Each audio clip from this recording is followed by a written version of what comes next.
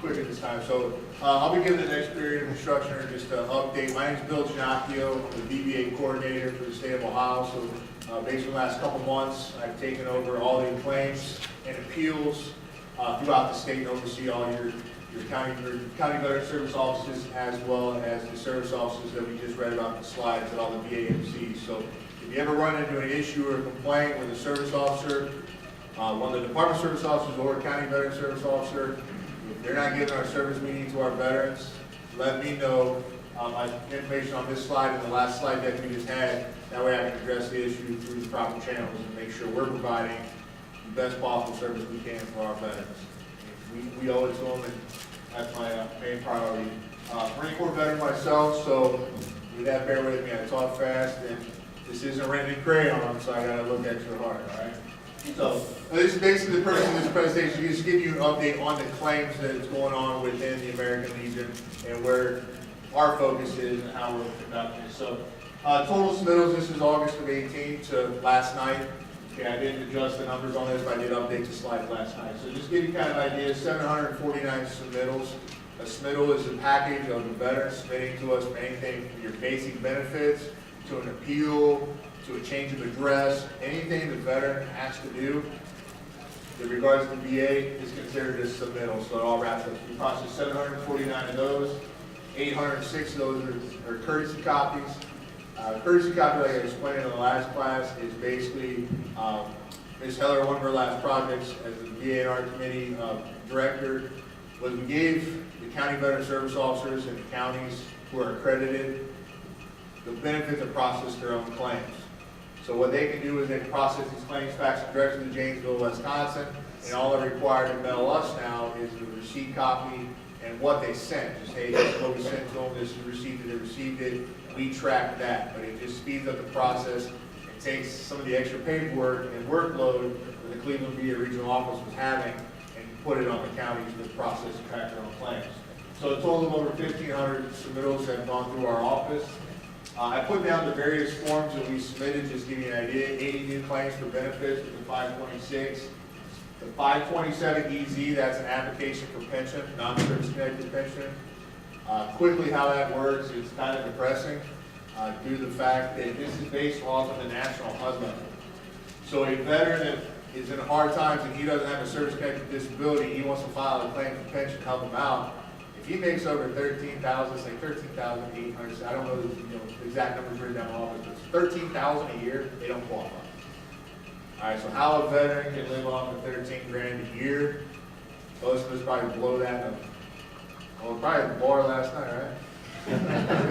All right, but for a spouse to get non-service connected death pension, or the death pension in general, it's like $8,600 a year.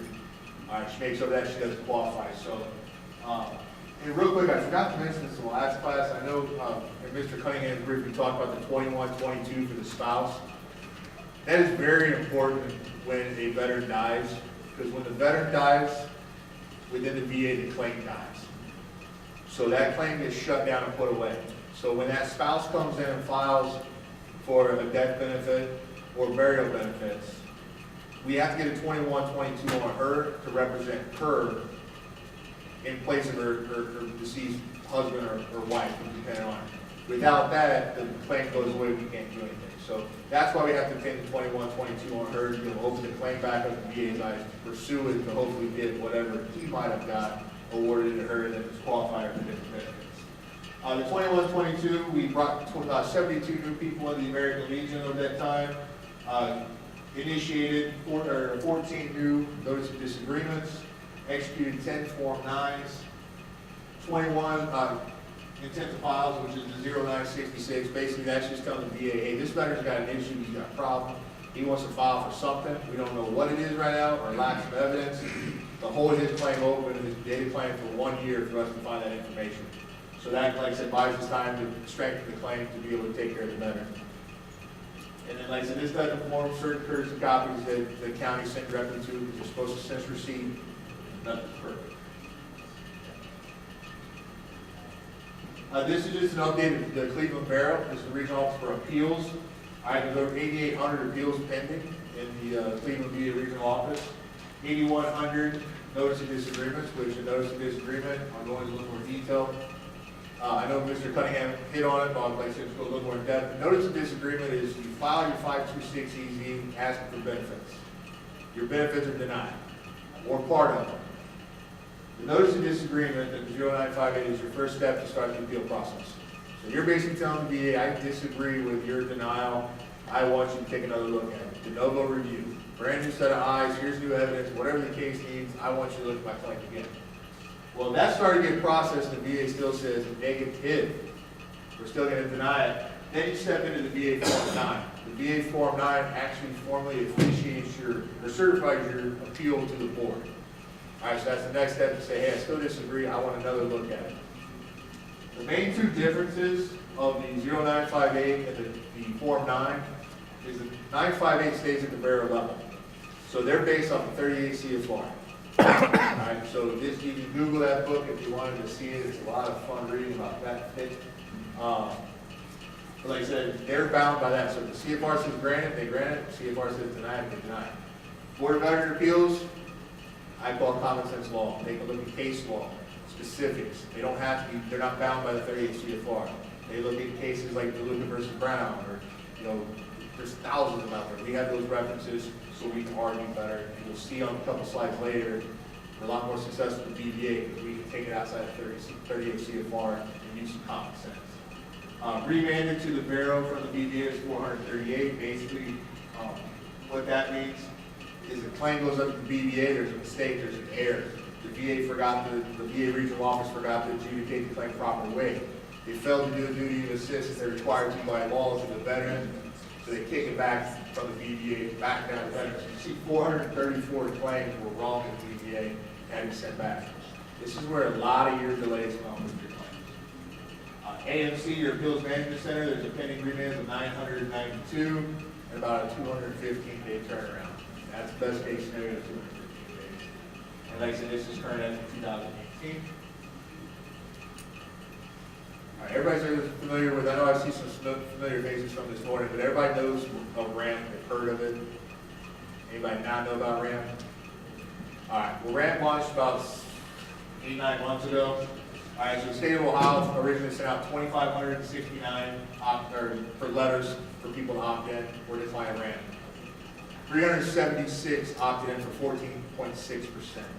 Okay, not a big success rate. All right, and then again, they sent out another 685 letters with 106, which is 6.46.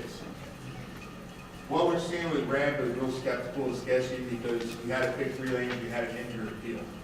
So the guy's sitting with a notice of disagreement in for 2 years. May I get a letter? We're withdrawing your appeal. We got a lot of calls, a lot of scares. A lot of people were like, I don't want to do that. So with this, everybody knows the 3 lanes. There's 3 choices. Anybody need to know the 3 lanes? Okay, there's 3 lanes you can choose when you go through it. All right, the first lane is, a higher level review. Basically, with a higher level review, that veteran's telling the VA, hey, my evidence is there. This case is solid. You all made a mistake. I want a senior guy to look at it. All right, what it means by a senior RVSR is RVSR is a veteran service representative from the VA. Okay, all he means is he might have been there 6 months longer than the other guy. All right, he's supposed to be a veteran. Somebody that's been around, but that's what a higher level review is. The next one you can go is a supplemental claim. Basically, the VA says, hey, you denied your claim because you don't have X, Y, and Z. You get that evidence, you put it together, you submit it, that's a supplemental claim. The VA has to look at that evidence before they can make a decision on the approve or deny. The last one is just straight to the Board of Veteran Appeals. Say, hey, look, I know I got a case, you guys are stuck on this, I want to go directly to the board. So then your case just gets taken off the docket and goes straight to Washington, D.C. So those are the 3 lanes you can do. All right, if you get denied 1 lane, accept BVA level. So if you do a higher level review and they deny you, you can move to a supplemental lane and add more evidence to try to get approved, then go to the BVA if you want. So you can switch lanes after the decision is made.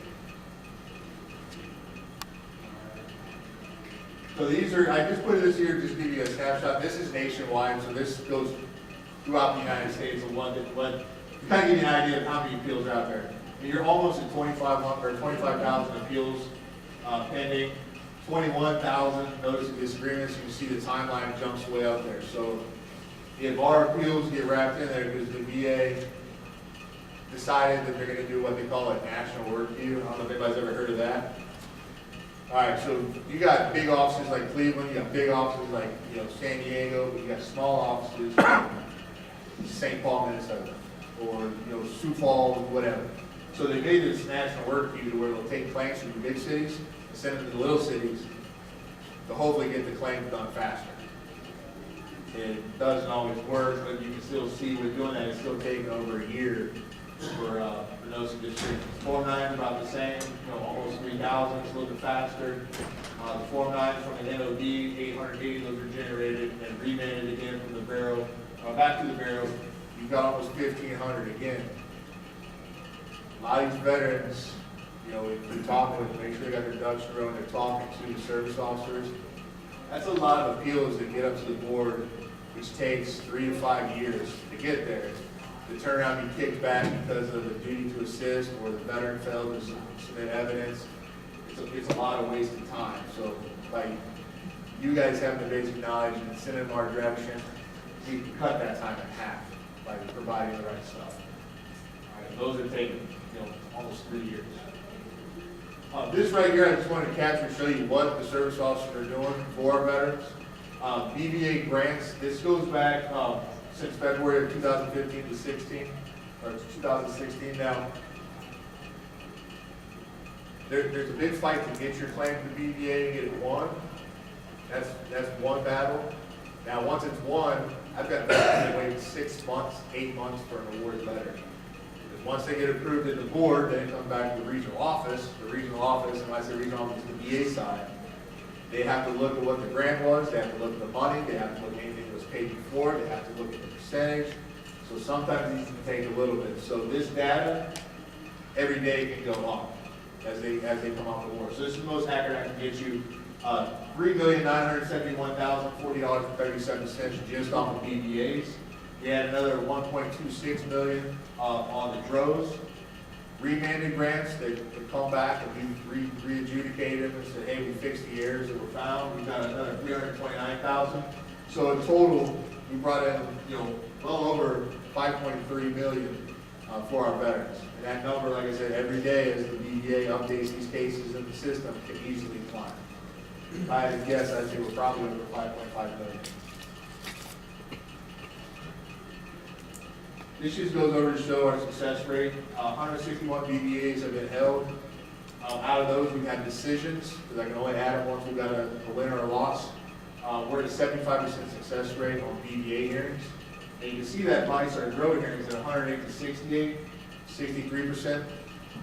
We are above average, but you can see that once you get to the board, we're able to better argue for our veterans because we can go outside of 38 CFR. We can use case law that is out there and available that shows your 38 CFR 2,000 pages can't cover everything that can happen. So we're very successful at the BVA level. And combined, you can see we're at 76% success rate, which is right at national average, if not a little bit higher.